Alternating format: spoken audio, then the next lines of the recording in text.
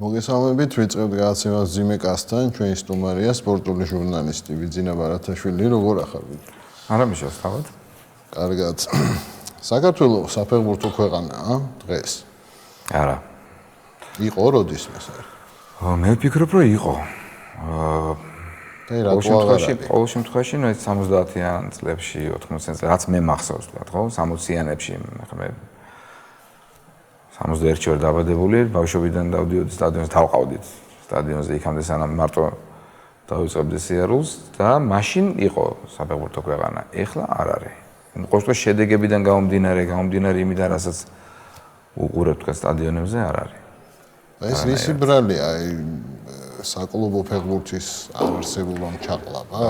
იცი, ალბათ გარკვეულწილად საკლუბო ფეხბურთის ჯერ ესეთი სფერო, რომელშიც ფული არიდება, განწირულია რეგრესის ეს ხო? ყოველ შემთხვევაში თანამედროვე ცხოვრებაში, მაშინ ადრე, თქვა, ენთუზიაზმი, რომელიც შველოდა 60-იან თუ 70-იან თუ უფრო ადრე კიდე, თქვა, რაღაცა შედეგების მიღწევას, დღეს ეს შეუძლებელი, რომ ყველა მისწავლა ფეხბურთს თამაში და ყველა ეს აქცია ინდუსტრიად, ყველა ქვეყანამდე. ჩვენ ვართ დარჩენილი რაღაცა შუა საუკუნეებში. და აი რა უნდა მოხდეს, რომ განვითარდეს, თქვა, აი ფული უნდა ჩაიდოს. იცი რა, ალბათ ფული უნდა ჩაიდოს. არა, ფული უნდა ჩაიდოს, ალბათ ჯერჯერობით რაღაც სისტემა უნდა არსებობდეს, ხო, მარტო ფულის ჩადება, ესე ერთჯერად და თან რაღაცა ერთ პროექტში რომელიღაცაში, ასევე არ შეიძლება. შეიძლება ამან მოიტანოს რაღაც დროებითი ან ერთეული წარმატება, მაგრამ თლიანობაში ესეც ადრე თუ გვიან დამთავრდება.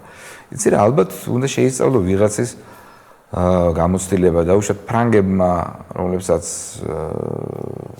ეხლა მე კარიერები საქართველოს და საფრანგეთს არ ვადარ, ხო, მაგდანში გვამაქვს, რა თქმა უნდა, ხო?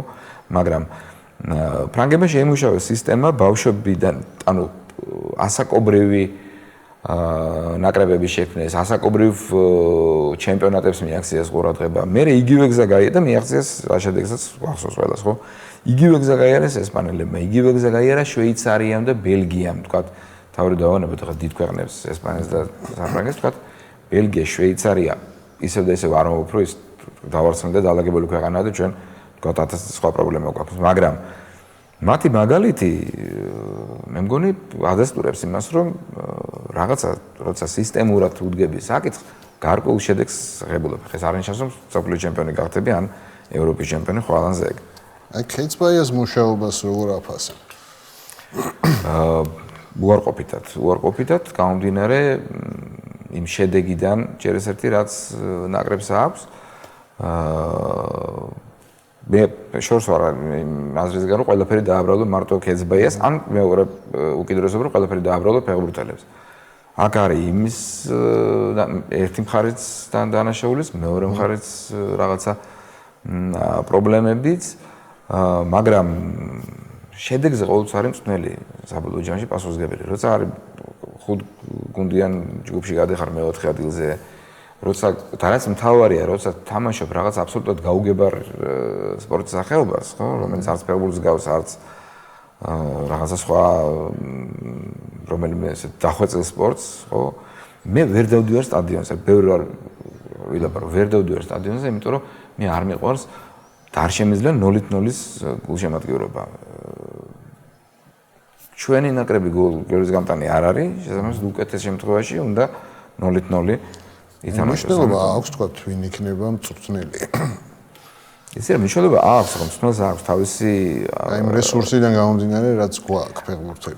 მაინც აქვს, იმიტომ რომ ზოგ შემთხვევაში ჯერ ესეთი ეს რესურსი რაც გვაქვს, რაღაცა საშუალების და რაღაც შედეგის მომტანი არის, მაინც. მე არ ვლაპარაკობ, რომ თქვა ესპანეთთან და საფრანგეთთან ტოლსტორად შეიძლება ითამაშო. ეს გამორიცხული ხა ამას ქეცბაია კი არა, თქვა, ვინც არ მოყოლოდა მწვრთნელად, ამას თქვა ალბათ მაინც ვერ გაიქცეოდი ამ შედეგს. მაგრამ რაღაც თამაშის დაალაგება შეიძლება, ან ატმოსფერო მაინც შეიძლება შექმნა ისეთი გუნდში, რომელშიც უხაროდეს ფეხბურთელების ჩამოსვლა, ხო? შენი ნება რო იყოს ვის დანიშნავდი? მე ვინმე უცხოელზე ვიფიქრებდი. მე არ ვფიქრობ, რომ საქართველოში დღეს არის მწვრთნელი, რომლის ნდობაც ბოლომდე შეიძლება. კი არის, თქვა, დევდარიანი, არიან საბავშვო მწვრთნელები, რომლებსაც აქვთ გარკვეული შედეგები და მაგრამ ის მაინც სხვა სპეციფიკაა, ხო? ბავშვების გაცნობა. მე ვფიქრობ, რომ საქართველოს დღეს არ არის მაინც ის მწვანე, რომელსაც შეიძლება ჩააბარო ნაკრები და ელოდე რაღაც წარმატებას. მიუხედავად იმისა, რომ თქვა ჩემი ფავორიტი იყო ექტორ კუპერი, რომელსაც თანაც კარგი ურთიერთობაც ჰქონდა, რომლის საცნობო ტალანტშიც არასოდეს ეჭვარ შემიტანია, მაგრამ სრული ფიასკო განიცადა. ეს არ არის პანაცეა. ყველაზე ცუდი ფეხბურთელი ვინ არის, ვინც გინახავს? სოფლიოში თუ საქართველოში? სოფლიოში.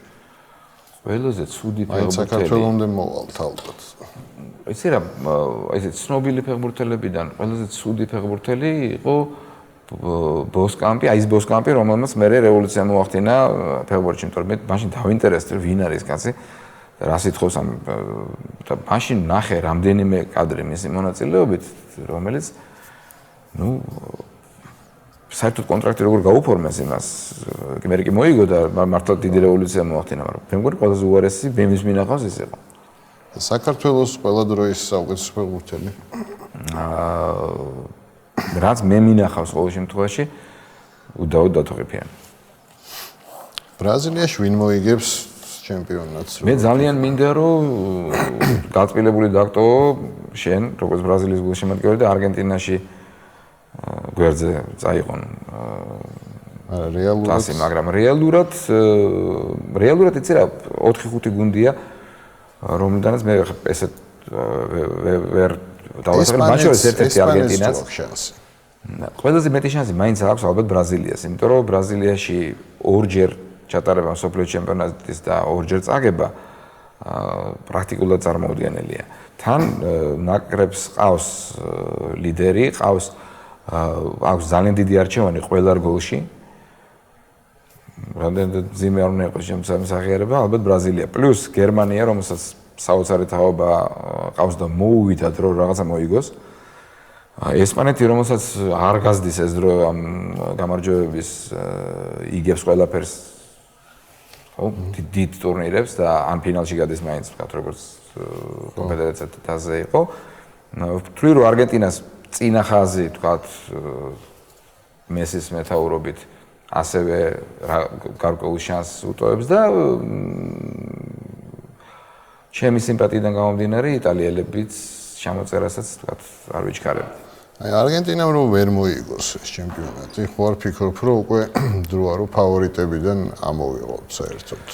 იცი რა, როგორც ინგლისი. გამიძნელდება მე ამოღება ფავორიტებიდან, მაგრამ ალბათ მომიწევს გარკვეულწილად გააჩინა რა ეტაპზე, ახლა თუ კიდე ჯგუფიდან ვერ გავიდა, რაღაცა მაშინ პირველ ეტაპებზე გამოვარდა, მაშინ შეიძლება ვიფიქროთ კიდევაც ამ საკითხზე.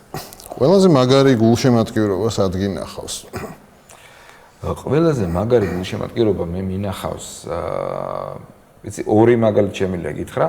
ერთი 97 წელს ვიყავი პირველად ჩემპიონთა ლიგის ფინალზე მიუნხენში და აღმოჩნდი მე ვიყავი ტურინის იუვენტუსის საგულშემატკივროდ ჩასული, მე და ოთარ ბაქრაძე ვიყავით ჩვენი საერთო მეგობარი და აღმოჩნდი მარტო ისე მოხდა რომ სხვა ადგილებში ქონდა ბილეთები და აღმოჩნდი გვერდით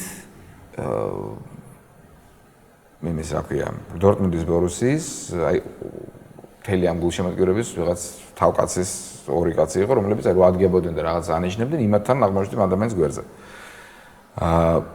და იქ ვნახე გულშემატკივრობა საოცარი ერთი მხრივაც და მეორე მხრივაც შეიძლება ეს იყო იცი რა საოცარი დაფასება ერთმანეთს იმიტომ რომ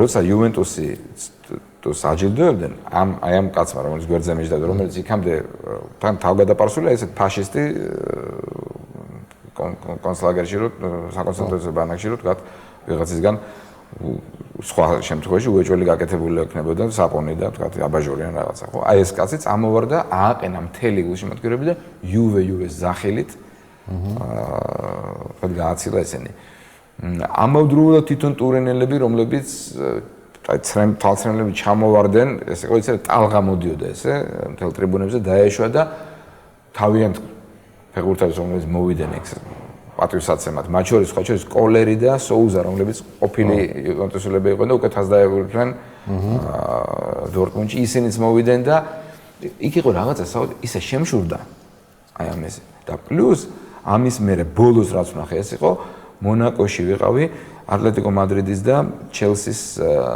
სუპერთასის შეხვედრაზე და ჯერჯერ დორტმუნდი რო ატლეტიკოს აქვს ყველაზე უფრო კარგი ჰიმნი საკლუბო და ოჯახებით ჩამოსული არც თუ მდიდარი იმიტომ რომ ატლეტიკო არის ესეთ საშუალო და დაბალი ფენის პროლეტარი ხო იმიტომ თქვია ესენი რა ქვია მეზეწრეები და რაღაცა ხო რეალისგან განსხვავებით მე ასეთი ატმოსფერო სტადიონზე არ მინახავს აი რაც იქ ნახე პორნოგრაფია სად ნახე პირველად და როდის? პორნოგრაფია პირველად ნახე ვიქირავეთ ჩვენ ჩემ მეგობრის მამას ყავდა მძღოლი რომელიც აქირავდა ვიდეოს მოვიტანეთ ვიდეო გადავეხადეთ ფული ბევრმა მეგობარმა და მოიტანა რაღაცა თქვა ჩორნი მალატო ერქვა რაღაცა სასწაული ქართველების უმეტესობას რატო უყვარს დათა თუთაშხია და X5-ები ვითი გავს თუთაშხია X5-ს იცი რა თუთაშხია რატო უყვართ ჩემს თული სათქმელია იმიტომ რომ მე ძალიან ვერ გეტყვი ვთქვა განსაკუთრებით მიყვარს და თუთაშხია ვაღიარებ ძალიან კარგი ნაწარმოები მაგრამ ჩემთვის ცოტა უცხოა არც X5 არ მყავს და არც X5-ზე არ გიждები იმიტომ ჩემს რთულია ხა იმაზე მსჯელობა რატო უყვართ ალბათ პოზა ისე როგორც ძალიან ბევრ რაღაცა სხვაში იცი იგივე თუთაშხიას ჩემთვის არც თუ სიახლოვეც მე ცოტა ხელოვნური მგონია საერთოდ პერსონაჟი ეს აბსანიშნავს სულ არაკლინებს ვთქვათ ამ ლიტერატურულ ღირსებას ამ ნაწარმოების ჩემთვის ესეთია რა ცოტა ყალბია ჩემთვის მე ეს ადამიანები არ შემოხვდიან ასოზე და ქართველებს ხშირ შემთხვევაში პოზიორობიდან გამომდინარე რა თქმა უნდა მისწრაფება რაღაცა სიყალბის კენ და უფრო მეტ უკეთესად ჩვენების თავის ვიდრე რეალურად არიან.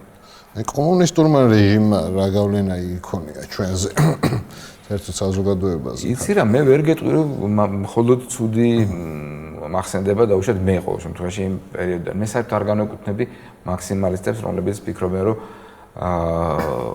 არსებობს 100% შავი და 100% თეთრი ან ისე როგორც ადამიანები იგივე ეხება რეჟიმებსაც ხო კომუნისტურმა რიწყობის დროს გავიზარდე მე და ვფიქრობ რომ არც ეცოდათ გამოვიდა ჩემ მშობლებს ჩემი აღზრდა და ისევე როგორც ჩემი მთელი თაობის უამრავი ჩემი მეგობრის მე იმ პერიოდში რა თქმა უნდა მაყდა ბევრი რამ მაყდა თქვათ აი ეს პატრიოტული რაღაცა მგზნებარება რომელსაც ვერ გამოვხატავდი და აი ეს ფეხბურთის სიყვარულიც ალბათ გარკვეულწილად ამან გააღვივა იმიტომ რომ აი იქ იმ სტადიონზე თუ ტელევიზორთან აი რაღაცა შენი ქართული იდენტობა თქვათ იმაში უფრო გამოიხატებოდა და თქვათ ყველაზე დიდი გაღიზიანება რომელიც ბავშვობაში მიიღო და დღემდე რჩება ეს იყო პირველი წასვლა ჩემი საზღვარგარეთ ბულგარეთში ჩავედი და ვიღაცა ვანია პეტროვმა მითხრა რომ თქვენ ხართ რუსები და მე კიდევ გავგიჟდა უთხრა რომ შენ ქვია ვანია და ხარ პეტროვი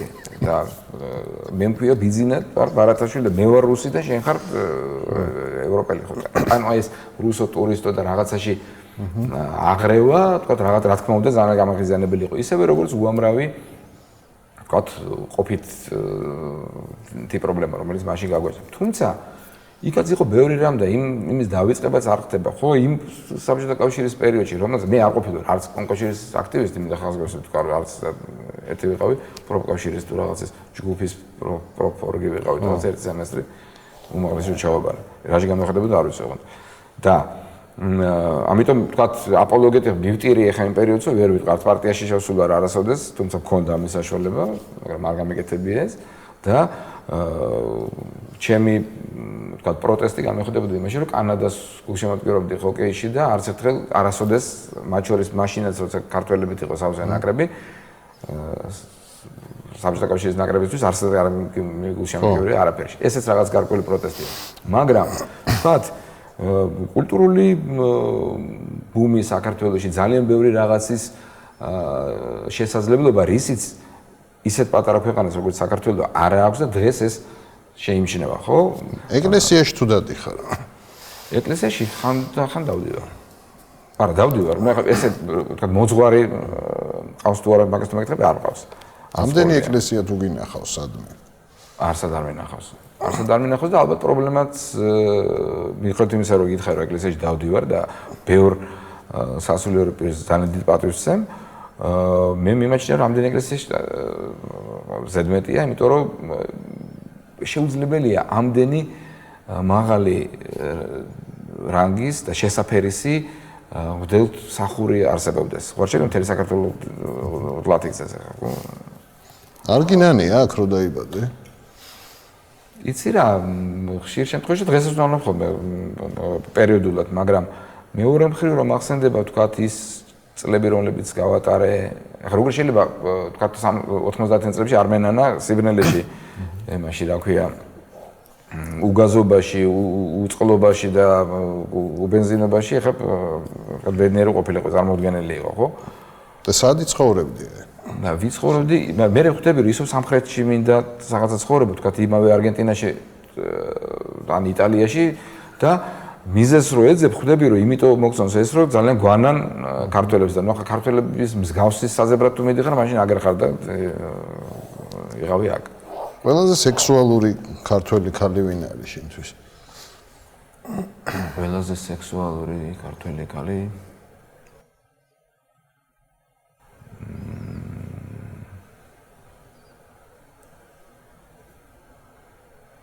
ისე ცნობილი ალბათ, ხო? კი ბატონო. შორენა ბეგაშვილი. ქართველი, აი ქართველ პოლიტიკოსებზე რას ფიქრობ? მოგწონს საერთოდ რომელიმე? იცი რა, გამომდინარე იქიდან რომ ჩვენ ვცხოვრობთ ქვეყანაში და მე ყოველ შემთხვევაში ხა 52 წლის ვარ, ამიტომ ძალიან ბევრ ადამიანთან მაქვს და მქონია ურთიერთობა და კიდე მექნება ალბათ, ხო? ამიტომ ხა მე ბევრის აღქმა განყენებულად მათი თქვათ მათთან ჩემი დამოკიდებულებისა მიჭირს, ამიტომ არა ვარ დიდად აქტუალურული ქართველი პოლიტიკოსებით. მე ქართული სერვისი რატო არ ვარგა? რატო გვემსახურებიან ცუდად? იმიტომ რომ ისე რა ჯერ ესეთი ვიტყოდი რომ ბევრად გამოსწორებულია იმასთან შედარებით რაც იყო ადრე და იმიტომ რომ პროფესიონალიზმი გვაკლია ჩვენ შეუძლებელია შენ თან იყო დატატუდაშია და თან მუშაობდა ოფიციანტად ეს არის წარმოუდგენელი ერთმანეთთან შეუთავსებელი რაღაცა თუ ხარ ოფიციანტი იმისთვის ხარ რომ უნდა მოვა ვიღაც ადამიანი უნდა მოემსახურო მას და თუ შენ გინდა რომ ის გემსახურებოდეს მაშინ ოფიციანტად არ უნდა მუშაობდე თქვა მარტივად თორემ იგივე ხდება თქვა სასტუმროშიც ან რაღაცა ხო თითქოს ეს არის კომპლექსი ჩვეულებრივი ფსიქოლოგიური კომპლექსი რომელიც უნდა ნელ-ნელა მოშორდეს ახალთაობას არ აქვს ნაკლები აქვს ყოველ შემთხვევაში ეს და მე ვფიქრობ ეს კარგია იმიტომ რომ იმ სფეროში თუ თქვა მომსახურების სფეროში თუ მიდიხარ სამუშაოდ გინდა იძულებით და გინდა ნებით მაშინ უნდა შეგეძლოს თქვა ცოტა პროფესიულად შეხედო დიდი ჭიქებით რატო სონდღვინოს და ყანწებით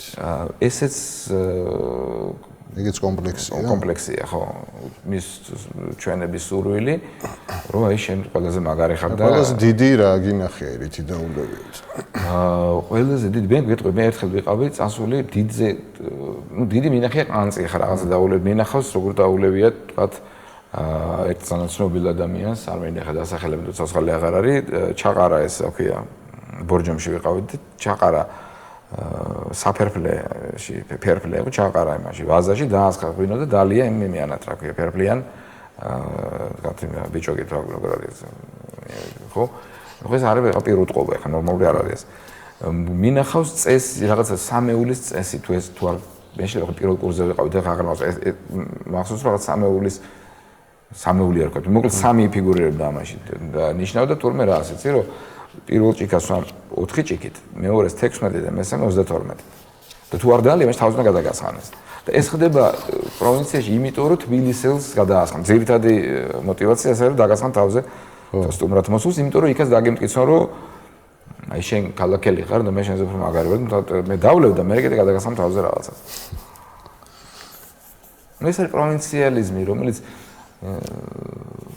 მე პროფესიონალიზმში არ გულისხმობ, მაგრამ მაინც მისამართს და თქვა მე სოფლად მინახავს ადამიანები, რომლებიც გაცილებით უფრო ესეთი ინტელექტუალები და ინტელიგენტები იყვნენ, ვიდრე თქვა აი თბილისში მესამე და მეოთხე თაობაში დაბადებული და გაზრდილი ადამიანები. აქ აზროვნების პრობლემაზე ვლაპარაკობ და არა წარმომავლობის.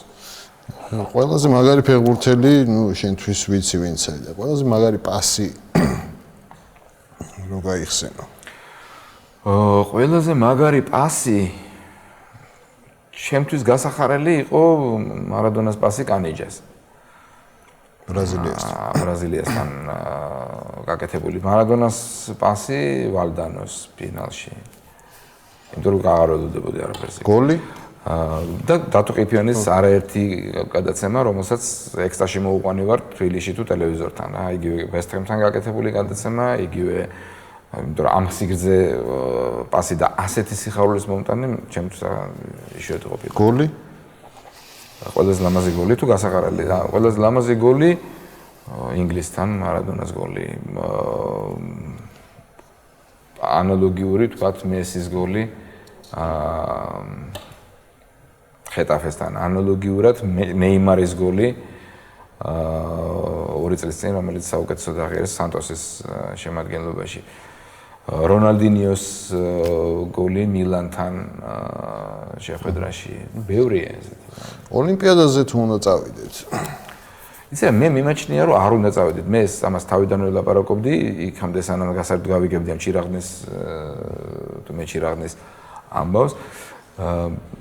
მართალი გითხრა ჯერჯერობით რო თქვა რომ ეხა ზაფხულის ოლიმპიადაზე შეიძლება უფრო გამჭირვებოდა ამ და უფრო დაფიქრებულიყავი.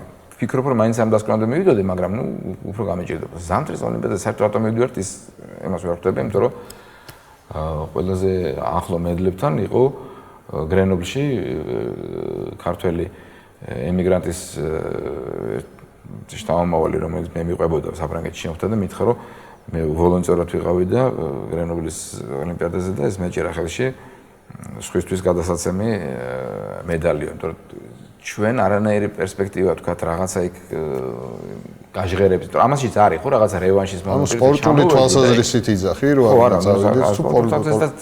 ეს არის წასვლა არის არა. სპორტული თვალსაზრისით კი არა. მე ვერ ვამართლებ სპორტული თვალსაზრისით თქვათ რაღაცაზე თვალის დახუჭვას.